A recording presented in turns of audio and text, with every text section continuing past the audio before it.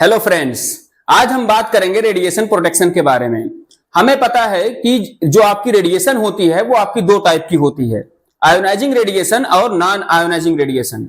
जो ionizing radiation होती है वो जब हमारे बॉडी के साथ इंटरेक्ट करती है तो हमारे वाटर को या हमारे बहुत सारे मॉलिक्यूल्स को उनके साथ इंटरेक्ट करके फ्री रेडिकल्स रिलीज करती है और आयोनाइजेशन कराती है हमारे बॉडी के अंदर, जो कि हमारे लिए हार्मफुल होती है। रेडिएशन अब्जॉर्ब भी होती है, स्कैटर भी करती है और फ्री रेडिकल्स भी प्रोड्यूस करती है, जो कि हमारे लिए हार्मफुल होती है।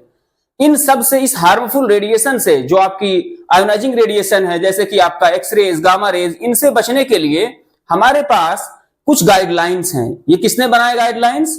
गाइडलाइंस को बनाते हैं हमारे पास एक आईसीआरपी नाम की एक बोर्ड है, रेगुलेटरी बॉडी है, जो कि आपकी इंटरनेशनली, ग्लोबली लेवल पे गाइडलाइंस बनाती है, पूरे वर्ल्ड लेवल को के लिए बनाती है। ठीक है। फिर आपके हर कंट्री में कुछ आपका एक बोर्ड होता है जो उन आईसीआरपी के कानून को इंप्लीमेंट करवाता है।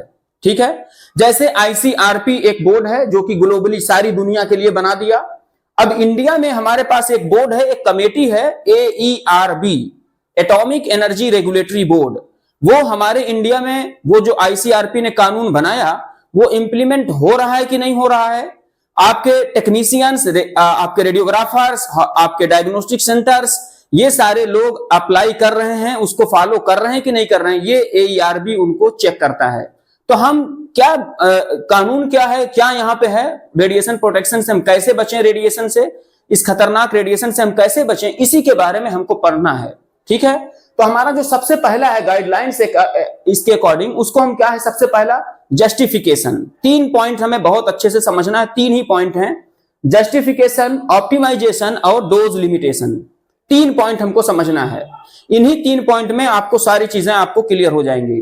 पहला पॉइंट है जस्टिफिकेशन। क्या होता है कि आप जो भी केस करने जा रहे हो, आयोनाइजिंग रेडिएशन वाला कोई भी केस अगर आप करने जा रहे हो, चाहे वो हैंड का एक्सरे हो, चेस्ट का एक्सरे हो या आपके बॉडी का एक्सरे हो, चाहे आपका सीटी स्कैन हो, चाहे आपका पेट सीटी हो, चाहे आपका रेडिएशन से रिलेटेड रेडियोथेरेपी हो या रेडिएशन से रिलेटेड कोई भी केस आप करने जा रहे हैं जिसमें आपको आयोनाइजिंग रेडिएशन मिलेगा, सबसे पहले आपको ये जस्टिफाई करना है कि क्या हमें उसकी जरूरत है। समझ आई ना? जैसे फॉर एग्जांपल कि आपको हेडेक हो रहा है। अब नॉर्मल हेडेक में हम पैरासीटामोल भी खिला सकते हैं, हम किसी फिजिशियन को दिखा करके उसको दवा लेके ठीक कर सकते हैं, हम MRI भी करा सकते हैं। तो क्या अगर आपको कोई डॉक्टर या कोई सजेशन दे रहा है कि सीटी स्कैन करा लो, क्या हमें सीटी स्कैन की जरूरत है? आपको कोई बोल रहा है कि तुम चेस्ट एक्सरे करा लो या कोई पेल्विस का एक्सरे करा लो, क्या आपको जरूरत है? इसी को हम बोलते हैं जस्टिफिकेशन। सबसे पहले आप जस्टिफाई करो, रिस्क वर्सेस बेनिफिट देखो। अगर आपको रिस्क से ज्यादा बेनिफिट आपको नजर आ रहा है ना, जैसे रिस्क क्या है कि हमें रेडिएशन लगेगा, बेनिफिट क्या है कि हमें डायग्नोसिस हो जाएगी, उसी से होगी, और हमें पता है कि एक्सरे और सीटी से ही हमारा डायग्नोसिस होगा, तो फिर हमें करना ही पड़ेगा। ये आपका जस्टिफिकेशन है कि पहले आप जस्टिफाई करो कि आपको उसकी जरूरत है ना। एवरी एक्सरे और सीटी should be done only if needed. अगर आपको जरूरत है तब। The benefit must be more than the risk. Risk से ज्यादा आपको बेनिफिट होना चाहिए। यहां पे मैंने एक एग्जांपल लिया है कि जैसे अगर आपका नॉर्मल हेडेक सीटी स्कैन की आपको is not needed, but if serious case is suspected. अगर आपको सीरियस कास है, किसी को हेमरेज हो गया है, किसी को ज्यादा पेन हो रहा है, काफी लॉन्ग टर्म से पेन हो रहा है, फिर मुझे कराना चाहिए। ठीक है, फिर मुझे अवॉइड नहीं करना चाहिए। ठीक। ऑप्टिमाइजेशन। ऑप्टिमाइजेशन क्या है? ऑप्टिमाइजेशन ये होता है कि मैं ऑप्टिमम डोज दूं। चलो, जस्टिफिकेशन में क्या था कि मुझे करना चाहिए या नहीं करना चाहिए, मेरा क्लियर हो गया कि मुझे करना चाहिए। अब बात आती है कि जब आपको करना चाहिए तो मैं डोज कितना दूं, कितना मैं कैसे डोज दूं, उसके लिए मेरा है ऑप्टिमाइजेशन। मतलब क्या हुआ कि मैं इतना ऑप्टिमम डोज दूंगा कि मेरी इमेज क्वालिटी में कोई कमी ना आए, मेरी इमेज क्वालिटी में कोई खराबी ना आए, कमी ना आए, इमेज क्वालिटी अच्छी आए और रेडिएशन भी उससे ज्यादा ना लगे। जैसे मैं आपको एग्जांपल दूं कि मुझे हैंड का एक्सरे करना हो या पेल्विस का एक्सरे करना हो, फॉर एग्जांपल मुझे 50 ms में आपका एक्सरे हो जाएगा। ठीक है। तो मैं रेडिएशन कम लगने के चक्कर में ऐसा ना करूं कि मैं 30 दे दूं। ऐसा हो कि 30 में ना आपका केस हो, ना इमेज क्वालिटी आए और आपको रेडिएशन 30 लग ही गया। अब आपका क्या हो जाएगा, रिपीट करना पड़ेगा। तो रिपीट करने में आपको 30 + 30 आपको 2 बार दोगे, या अगली बार कितना देना पड़ेगा 50 या 60, तो आपका 30 जो आपने पहले दिया था, जो कि आपका इमेज क्वालिटी खराब आ गया, रिपीट करना पड़ा, तो वो आपका एक्स्ट्रा डोज मिल गया है ना, रिपीट ना करना पड़े। तो आपको ऑप्टिमम डोज में मैंने क्या बताया कि आप इतना डोज दोगे कि आपकी इमेज क्वालिटी खराब ना हो, आपको एक्सपोजर या आपको एक्सरे रिपीट ना करना पड़े, और क्या कि इतना एक्सेस भी नहीं आपको रेडिएशन देना है कि जिसकी आपको जरूरत ही नहीं थी। समझ आई ना? तो इसमें इसके हम अलारा प्रिंसिपल इसी में आता है कि अलारा प्रिंसिपल को हम फॉलो करते हैं। अलारा प्रिंसिपल क्या होता है? As low as reasonably achievable, कि जितना कम से कम में हमारा एक्सरे हो जाएगा, जितना कम से कम में हमारा रेडिएशन आपका सीटी स्कैन या आपका एक्सरे हो जाएगा, उतना मैं डोज यहां पे लूंगा। अलारा प्रिंसिपल हमारा ऑप्टिमाइजेशन में आता है, याद रखना। यहां पे बच्चे क्या गलती करते हैं, आप लोग क्या गलती करते हो? अलारा प्रिंसिपल में ही आप सीधा अलारा पे यहां इसी को पढ़ते हो। अलारा प्रिंसिपल में इन सबको या तो डाल देते हैं, या फिर अलारा प्रिंसिपल में हम बस यहां लेके आ जाते हैं। गलत है। जब आप रेडिएशन प्रोटेक्शन पढ़िए तो यहां से शुरू करिए, जस्टिफिकेशन, ऑप्टिमाइजेशन, फिर डोज लिमिटेशन, और फिर अलारा प्रिंसिपल में टाइम डिस्टेंस शील्डिंग को आप लेके आइए। ये पूरा आपका कंप्लीट आपका स्ट्रक्चर वे में लिखिए तो ज्यादा अच्छा होगा। फिर अलारा प्रिंसिपल में आप क्या होगा कि मैं क्यों करता हूं, try to reduce dose as much as possible but still get good image quality. Image quality पे हमें कोई समझौता हम नहीं करेंगे, ठीक है। पहला क्या है, टाइम। अगर मैं टाइम को कम कर दूं तो रेडिएशन डोज भी कम लगेगा। फॉर एग्जांपल, आप मुझे एक्सरे करिए, मेरा सीटी स्कैन करिए, और 5 सेकंड तक या 5 मिली सेकंड तक आप मुझे रेडिएशन दीजिए, 5 मिली सेकंड। तो 5 मिली सेकंड में फॉर एग्जांपल मुझे 5 एक्सरे लगा।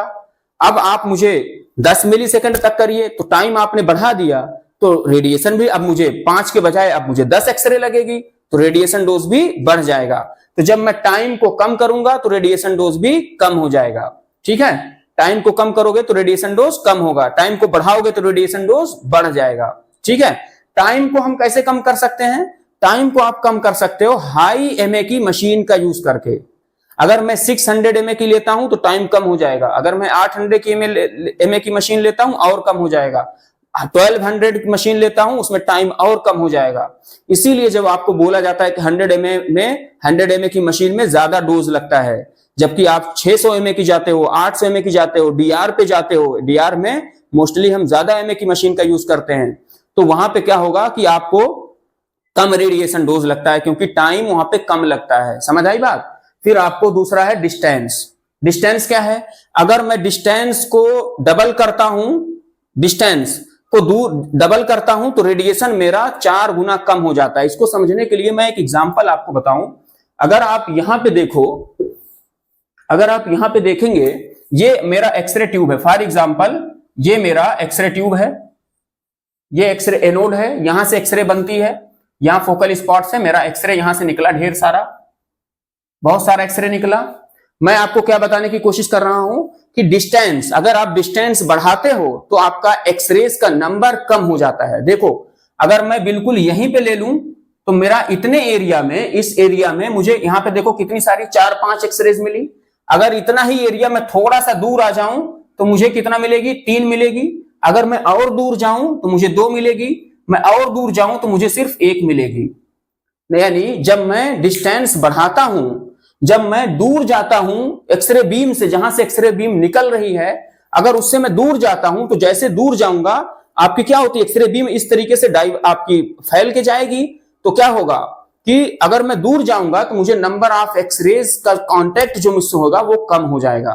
तो इसको इनवर्स स्क्वायर लॉ से अगर हम समझें, इनवर्स स्क्वायर लॉ यहां पे अप्लाई होता है कि अगर मैं डिस्टेंस को डबल करता हूं तो रेडिएशन 1/4 हो जाती है। मतलब अगर यहां पे मैं यहीं पे देखूं, यहां पे, तो फॉर एग्जांपल यहां पे मेरे पास हैं 1 मीटर में, मान लो 1 मीटर की डिस्टेंस पे अगर मैं देखूं, यहां से लेके यहां तक 1 मीटर है, ये आपका 1 मीटर है, और इस 1 मीटर की डिस्टेंस पे अगर मैं चेक करता हूं और मुझे मिलते हैं 100 एक्सरेज। कितनी मिलती हैं? 100 एक्सरेज। तो अगर मैं 2 मीटर पे आऊं तो 1/4 हो जाएगा। 1/4 का मतलब 100 का 1/4 क्या होगा? 25 एक्सरेज बचेंगे सिर्फ। अगर मैं 2 मीटर पे आऊंगा तो क्या होगा? सिर्फ मुझे 25 एक्सरेज मिलेंगी। ये हुआ कि जब मैंने डिस्टेंस को डबल किया तो जो एक्सरे की क्वांटिटी थी वो 1/4 हो गई। इसी फिनोमेना को हम बोलते हैं इनवर्स स्क्वायर लॉ। समझ आई बात? अब इसको समझ लो यहाँ पे कि आपका क्या है, टाइम डिस्टेंस क्या है, और फिर हम समझते हैं शील्डिंग क्या होती है। तो टाइम क्या है, less exposure time is equal to less dose. फिर आपका डिस्टेंस क्या है, radiation decreases as distance increases. जैसे आपका क्या होगा, रेडिएशन डिक्रीज करेगा, जैसे जैसे आप डिस्टेंस को इंक्रीज करोगे रेडिएशन आपका डिक्रीज करेगा। इनवर्स स्क्वायर लॉ अप्लाई होता है। ठीक है, जैसे एग्जांपल मैंने यहां पे दिया कि यहां पे अगर 1 मीटर है हमारा, तो क्या होगा कि डोज हमारा 100 मिली रोंजन है। तो अगर मैं जो है 2 मीटर लेता हूं तो डोज मेरा 25 मिली रोंजन हो जाएगा। नंबर ऑफ एक्सरेज यानी एक्सरे की क्वांटिटी कम हो रही है। क्लियर हो गया?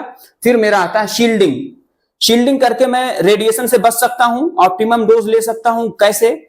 मुझे हैंड का एक्सरे करना है, सिर्फ इतने एरिया का एक्सरे करना है। मैं क्या कर लूं, कॉलीमेट करके मैं इतना ही सिर्फ लूं जितना मुझे एफओवी करना है। मैं ज्यादा एरिया अगर खोलूंगा, मैं एक्सरे ट्यूब को ज्यादा एरिया में अगर निकालूंगा तो एक्सरे बीम इतने ब्रॉड एरिया में निकलेगी, मुझे रेडिएशन वहां पे स्कैटर होके, या रेडिएशन जब ज्यादा निकलेगी तो मुझे भी ज्यादा लगेगी।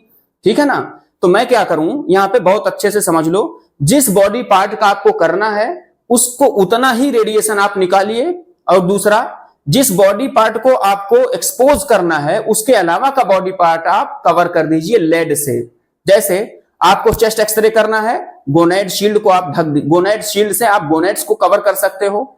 आप बाकी चीजें, बाकी ऑर्गन्स आप ढक सकते हो, कवर कर सकते हो, आप बचा सकते हो, शील्ड कर सकते हो आप लेड एप्रन के थ्रू, आपके लेड शील्ड के थ्रू। समझ आई ना? आपको करना है सिर्फ पेल्विस का तो बाकी ऑर्गन्स आप बचा सकते हो, आपको करना है हैंड का तो बाकी ऑर्गन आप बचा सकते हो। ठीक है, तो ये कैसे मैंने बचाया कि use barriers to protect from radiation. Example lead apron, thyroid shield, gonad shield, इन सबको हम यूज करके हम बच सकते हैं। If only chest x ray needs protect other body parts. अगर मुझे चेस्ट एक्सरे का सिर्फ करना है, बाकी सब मैं कवर करके बचा सकता हूं। समझ आई ना बात? फिर आपका आता है डोज लिमिट्स यानी डोज लिमिटेशन। हमारे पास आईसीआरपी जो मैंने आपको बताया, उसी आईसीआरपी ने हमारे पास डोज लिमिटेशन की गाइडलाइंस बना रखी हैं, और इसने वर्कर के लिए, यानी जो ऑक्यूपेशनल वर्कर है, जैसे कि रेडियोग्राफर जो वहां पे वर्क करते हैं, उनके लिए अलग डोज लिमिट बना रखी है, और जो पब्लिक है वो आपकी उनके लिए अलग डोज लिमिट बना रखी है। जो वर्कर है, रेडियोग्राफर है, उसको चूंकि 24 घंटे या मैं कहूं कि हर पूरे महीने भर या पूरे साल भर उसको क्या करना है, एक्सपोज करना होता है, उसी रेडिएशन की फील्ड में रहना होता है। तो क्या होगा कि उसके लिए जो डोज की लिमिट होती है वो ज्यादा बनाई गई होती है। लेकिन जो पब्लिक है, जो पेशेंट है, वो आता है कभी कभी, साल में 6 महीने में कभी कभार आता है, तो उसके लिए जो डोज की लिमिट बनाई वो कम बनाई गई, क्योंकि उसको तो कम ही लगना चाहिए। अगर कोई साल भर में एक बार आता है, उसको आपको इतना डोज लग जाए जितना टेक्नीशियन को साल भर रह के रखा है, इसका मतलब पब्लिक को ज्यादा लग गया, पेशेंट को ज्यादा लग गया, है ना? तो उसके हिसाब से डोज की लिमिट बनाई गई। किसने बनाई? आईसीआरपी ने कुछ डोज लिमिट बनाई। फिर उसको इंप्लीमेंट कौन कराएगा? हमारा इंप्लीमेंट कराएगा एईआरबी। ठीक है, एईआरबी उसमें कुछ चेंज भी कर सकता है कि मान लो कि आईसीआरपी ने बोला कि 50 मिलीसीवर्ट लगना चाहिए, एईआरबी बोलता है नहीं भाई, 50 हमारे इंडिया में ज्यादा है, हम 30 ही लगने देंगे। हम इंडिया में बोलेंगे कि किसी को 30 से ज्यादा अगर लगेगा तो ये गलत है, 30 हम इससे भी कम रखेंगे। तो एईआरबी है वो अपने हिसाब से इंप्लीमेंट कराता है, लेकिन जो आईसीआरपी की गाइडलाइंस होगी उससे एक्सीड नहीं करने देगा, ये याद रखिएगा, उससे कम करवा सकता है। ठीक है ना? तो यहां पे वर्कर के लिए हमारे पास 20 मिलीसीवर्ट, एक साल में 20 मिलीसीवर्ट से ज्यादा नहीं लगना चाहिए। ठीक, यहां पे एक बात याद रखो, अगर मैं 5 साल का निकालूं वर्कर के लिए, वर्कर की बात है, वर्कर की यानी ऑक्यूपेशनल वर्कर, रेडियोग्राफर्स, एक साल में 20 मिलीसीवर्ट, और एवरेज अगर मैं निकालूं 5 साल का तो कितना आ जाएगा? 100 मिलीसीवर्ट हो गया मान लो। तो आपका अगर 5 साल में 100 मिलीसीवर्ट हो रहा है, तो किसी एक सिंगल ईयर का अगर मैं निकालूंगा तो 50 मिलीसीवर्ट से ज्यादा नहीं होना चाहिए। अगर एक साल में 50 मिलीसीवर्ट लग गया है तो अगली साल में कम हो जाए, फिर अगली साल में कम हो जाए, यानी ओवरऑल 5 साल में मिला के 100 ही होना चाहिए। जैसे पहले साल में लग गया उसको 50, इससे ज्यादा नहीं होना चाहिए। किसी एक सिंगल ईयर में 50 से ज्यादा नहीं होना चाहिए, 50 मिलीसीवर्ट से ज्यादा। अब हो गया इसको 50 मिलीसीवर्ट पहले साल में लग गया, तो दूसरे ईयर में अगर उसको कुछ भी ना लगे, तीसरे ईयर में अगर उसको 10 लग गया, चौथे ईयर में उसको 20 लग गया, फिर 5वें ईयर में आपको 25 लग गया। अब मैं इसको टोटल कर लो कितना लगा 5 साल में, टोटल 1 साल 2 साल 3 साल 4 साल 5 साल, टोटल 5 साल देखो 5 1 6 और 2 8 2 10, 105 हो गया। ये आपका ज्यादा कर गया है ना, इसका मतलब ये 100 से ज्यादा हो गया। तो मुझे क्या करना होगा कि ये अगर 105 हो गया इसका मतलब एक्सीड कर गया, ये नहीं होना चाहिए। अगर ये भी 20 हो जाए, अब क्या हो गया, अब हो जाएगा 100, अब हो गया 100। तो 5 साल में अगर मैं एवरेज देखूं तो क्या हुआ, मुझे 5 साल में 100 है, तो एवरेज निकालूंगा तो मुझे आएगा 20। 100/5 कितना आ जाएगा 20। तो एक साल का अगर एवरेज मैंने निकाला तो कितना बना 20, लेकिन एक साल में 50 से ज्यादा नहीं लगना चाहिए, और एवरेज 5 साल का आपका 20 से ज्यादा नहीं होना चाहिए। बात समझ में आ गया। ये मेरा होता है वर्कर के लिए। पब्लिक के लिए क्या होता है, पब्लिक के लिए होता है 1 मिलीसीवर्ट पर ईयर, 1 मिलीसीवर्ट पूरे साल में, इससे ज्यादा नहीं लगना चाहिए क्योंकि पब्लिक डेली नहीं आती है। इसी तरीके से मेरा प्रेगनेंसी के लिए है, प्रेगनेंसी के लिए 1 मिलीसीवर्ट से ज्यादा नहीं होना चाहिए पूरे प्रेगनेंसी के टाइम पे, ठीक है। पूरे इंटायर प्रेगनेंसी में जब उसको डिक्लेयर होगा, ये भी समझ लो कि जिस दिन से डिक्लेयर होगा, ऐसा नहीं कि हम खुद से मान लेंगे कि मेनोपास आपका एलएमपी इस डेट को हुआ तो मैं यहां से मान लेता हूं, ऐसा नहीं। जब आपको डिक्लेयर होगा कि आज से आपकी प्रेगनेंसी, वहां से लेके पूरे होल प्रेगनेंसी में उस फीटस के लिए जो हमारा रेडिएशन डोज होगा आईसीआरपी के अकॉर्डिंग, वो आपका 1 मिलीसीवर्ट से ज्यादा नहीं होना चाहिए, उससे कम ही होना चाहिए, ठीक है। तो मैंने क्या पढ़ा रेडिएशन प्रोटेक्शन के बारे में, मैंने जो आईसीआरपी की गाइडलाइंस थी कि हम रेडिएशन से कैसे बच सकते हैं, उसके लिए आईसीआरपी ने 3 गाइडलाइंस बनाई। सबसे पहले तो आप जस्टिफाई करो कि आपको रिस्क वर्सेस बेनिफिट देखो कि आपको करना चाहिए, जरूरत है कि नहीं है, सबसे पहली बात। दूसरा कि अगर करना पड़ रहा है तो आप as low as reasonably achievable ALARA principle को फॉलो करो कि कम से कम डोज दोगे जिसमें इमेज क्वालिटी अच्छी आ जाए और ज्यादा डोज भी ना लगे, ठीक है। फिर तीसरा कि आप जो डोज दोगे उसकी भी लिमिटेशन होना चाहिए। उसके लिए हमने पर ईयर के हिसाब से डोज की लिमिटेशन बना दिया कि इतना आपको डोज लगेगा, इतने में ठीक है, इतने में ज्यादा है। डोज लिमिटेशन में वर्कर के लिए और पब्लिक के लिए कई सारी हैं, स्किन के लिए अलग है, इफेक्टिव डोज अलग है, इक्विवेलेंट डोज अलग है, इन सब की अलग अलग गाइडलाइंस है। मैं उस पर अलग से वीडियो बनाऊंगा, आपको डिटेल में उसमें बताऊंगा, समझाऊंगा। तो मिलते हैं आपको नेक्स्ट वीडियो के साथ, नेक्स्ट टॉपिक के साथ नेक्स्ट वीडियो में। Thank you.